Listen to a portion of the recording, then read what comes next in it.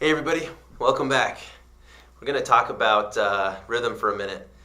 So just like we talked about a minute ago, tempo really helps establish the structure of a song.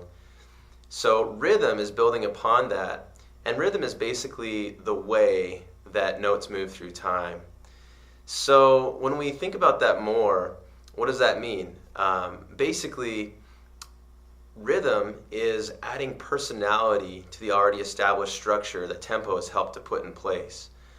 So when we think about a song, there's a lot of different themes that can occur in a song, and different elements that the instruments try to bring out by playing that theme in a way that makes sense to the listener. And I'll give you an example of that here in a second. But for right now, just remember that the drums really want to tie into that theme in a way that makes sense, not only on the instrument, but also to the listener as they just take in the whole experience of the song and the band playing together. So that's going to tie into team blending, listening to your other band members, thinking about the song and the structure, breaking that down. We'll get into that more later. But for right now, just remember that the rhythm of the song is essentially the personality of the song, or the beat, or kind of the groove of the song. And remember that it's building off of the tempo and what the tempo is set in place. Another way to think about it is the tempo of the song helps to bring out either maybe the first or possibly the second dimension of the song, whereas the rhythm of the song really helps to bring out that second dimension a little bit more, maybe even the third dimension. It's really starting to give a lot of different angles to the song.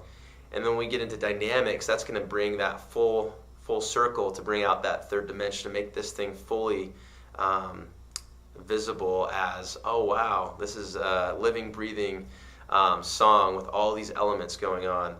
So I hope that makes sense. Just think that rhythm is really taking tempo the next level in terms of bringing that song alive for people. It's giving it personality.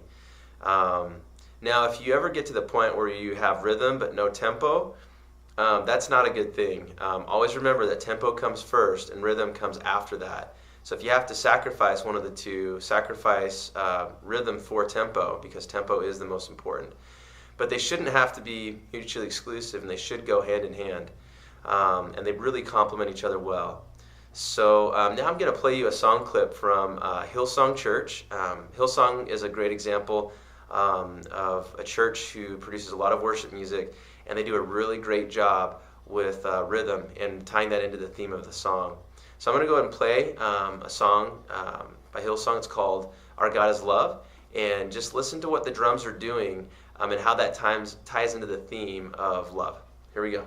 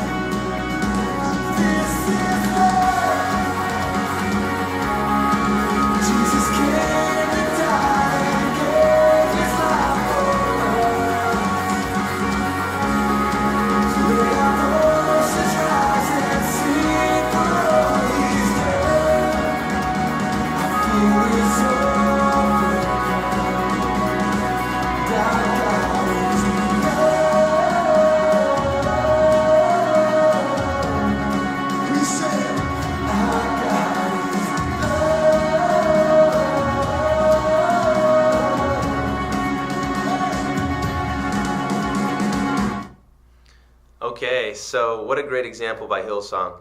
The rhythm of that song is tying into the theme of love, and you can hear that by there being kind of a heartbeat in the song that's played in the floor tom and the bass drum. and you can hear that pounding through the song, and it sounds like a heartbeat. That's very cool, and it ties in really well thematically to what they're trying to convey in the song. So that establishes the whole rhythm of the song, and you'll hear that beat throughout the song, but played with different drums at different times. It might be the floor tom and the bass drum at one part of the song, one portion of the song, and then it might move in, to the chorus, and it might be more hi-hat and snare, but it's still getting that same rhythm in there using different drums. So that's one way to think about rhythm is experiment as a drummer, experiment with playing the same rhythm with different drums in different parts of the song to see if you can carry out that same theme throughout the whole song. So anyway, that's all I've got for you today. Hopefully that was helpful, guys, and looking forward to seeing you guys back here soon. See ya.